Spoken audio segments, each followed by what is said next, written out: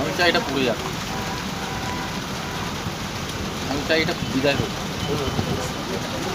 মোবাইলটা। এই ইন্দিরা, তুমি একটা ভালো ইয়ে নিয়ে নেবে তো, দরকার নেই ইয়ে করা। এই ব্রিজটার নাম কি কি জানি? এটা কোন পাশে? এই মানে ইয়েটা, এই দিকে এটা, এটা কোন দিক থেকে কোন দিকে যাচ্ছে?